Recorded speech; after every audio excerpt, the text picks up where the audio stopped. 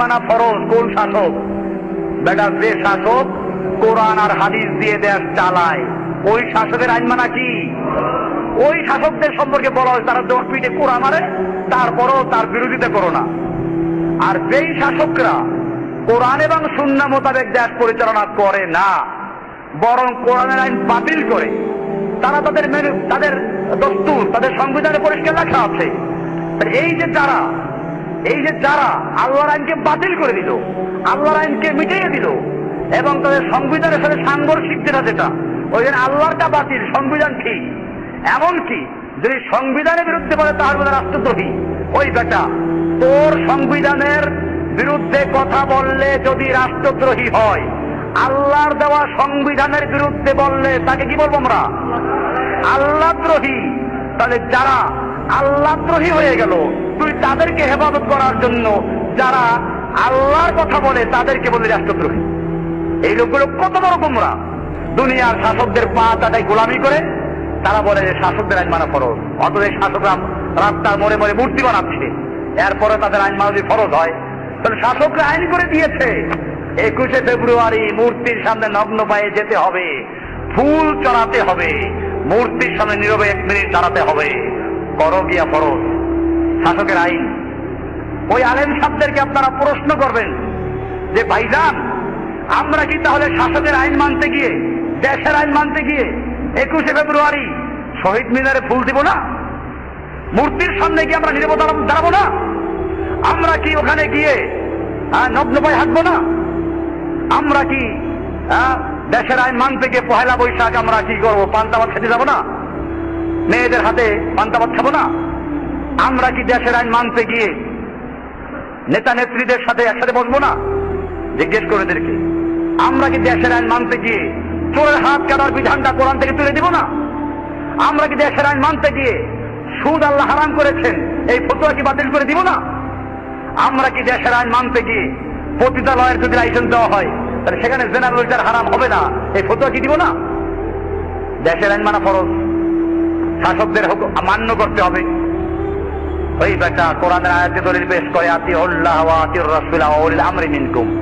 ওখানে পরিষ্কার আছে তোমরা আল্লাহ আনুগত্য করো, আল্লাহর রাসূল আনুগত্য করো, এবং তোমাদের মধ্যে উলিল আমর, এখানে আত্মীয় শব্দ নাই। তার মানে কোরআন হাদিসের আনুগত্যের মাধ্যমে, যারা আল্লাহ রাসূল আনুগত্যের মাধ্যমে তোমাদেরকে দেশ চালায়, সেই উলুল আমরের আনুগত্য করো। আর যারা নিজেরা আল্লাহ এবং আল্লাহর রাসূল আনুগত্য করে না, তারা উলুল আমর না, জেনে রাখো তারা হচ্ছে উলুল খামর। তারা কি? উলুল খামর। ওরা উলুল আমর না, ওরা মদের হেফাজতকারী। কাজে খবরদার, এই সমস্ত আলেমদের ফতোয়ায় বিভ্রান্ত হবেন না। যে আলেমরা রফুল ইয়াদান না করলে কাফের বলে, যে আলেমরা আমিন জোরে না বললে কাফের বলে, যে আলেমরা বুকের উপর হাত না বাঁধলে কাফের বলে, অথচ মূর্তি তৈরি করলে কাফের হয় না, সুদ হালাল বৈধ করে দিলে কাফের হয় না, মূর্তির সামনে পূজা করলে কাফের হয় না, আল্লাহর আইনের পরিবর্তে আইন তৈরি করলে কাফের হয় না, মানুষের সার্বভৌমত্বকে আইন করলে কাফের হয় না, কাফের হয় আমিন জোরে না বললে। এইরকম যারা তাওহীদের দাওয়াত দেয়, আমি সেই তাওহীদবাদী ভাইদেরকে বলছি, যদি বুঝে না এসে বোঝার চেষ্টা করো, তোমাদেরকে দাওয়াত দিচ্ছি, পূর্ণাঙ্গ তাওহীদে চলে আসো।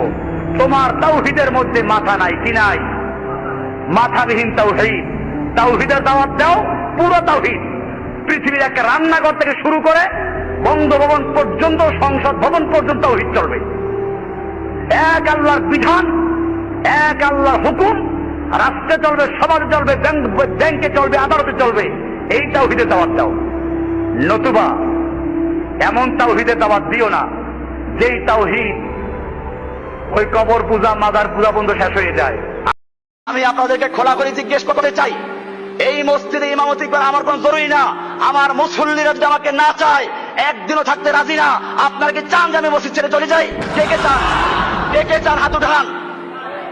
না না, আমি থাকবো না, এটা কে কে চান? এই মসজিদে থাকবো না। এইখানে কমিটির সেক্রেটারি, কমিটির সভাপতি, এরা বলেছে আমি যতদিন মসজিদে থাকবো অতদিন নাকি তারা মসজিদে কোনো কাজ করবে না। মসজিদের 7.5 লাখ টাকা উঠে দিয়েছে এখানে। মসজিদের দোতলার আরেক তলা 3.5 তলার কাজ হয়ে রয়েছে ছাদ করার জন্য, ছাদ করে নাই তারা। আর তারা বারবার আমাকে বাদ দেওয়ার জন্য, আমাকে মসজিদে খেদানোর জন্য বিভিন্ন চক্রান্ত, বিভিন্ন ষড়যন্ত্র লিপ্ত আছে। শুক্রবারে যখন আমরা মসজিদে কাতার বাড়াই তখন অনেকের কষ্ট হয়ে যায়, আর বাস্তবেও কষ্ট হয়, জুতার বাক্সে শ্রদ্ধা করতে হয়। অনেকে বলে এটা, এখন এটা কি দোষটা কি আমার, না যেই কমিটি মসজিদের টাকা উঠে দিয়েছে তারা 1 বছর আগে, তারপরেও মসজিদের কাজ না করে ইমাম সাহেবকে খেলাবার জন্য, ইমামকে বাদ দেওয়ার জন্য, যে ইমাম তাদের গোলামি করে না, যে ইমাম তাদের কথাবার্তা উঠা বসা করে না, যে ইমাম তাদেরকে তোয়াজ করে না, যে ইমাম তাদের বাসায় গিয়ে ধর্ণা দেয় না, এই কারণে ইমামকে বাদ দিতে চায় অমুসলমান জাতি। আমি জিজ্ঞেস করতে চাই, সেই কমিটি তোমরা মানো কিনা? এই কমিটি আজকে বাতিল হয়ে গেছে। আজিজুর রহমানের কমিটি, সেক্রেটারি আজিজুর রহমানের কমিটি বাতিল হয়ে গেছে মসজিদের জনগণের রায় দিয়ে। সুতরাং আমি পরিষ্কার বলতে চাই, নতুন কমিটি করে এই মসজিদের বাকি কাজ করার জন্য আমরা তৈরি আছি ইনশাআল্লাহ। আমার ভাইয়েরা, আমি কোন কমিটির গোলামি করি না, কোন কমিটির মুসল্লি ইমামতি করি না, ইমামতি করি মুসল্লিদের। আমার মুসল্লি যতদিন পর্যন্ত আমাকে চাবে অতদিন পর্যন্ত আমি থাকবো। আর যদি আমার মুসল্লিরা বলে না আপনাকে এখন আর দরকার নেই, আমি সেদিন আসসালামু আলাইকুম বলে চলে যাবে, 1 মুহূর্ত থাকবো না ইনশাআল্লাহ।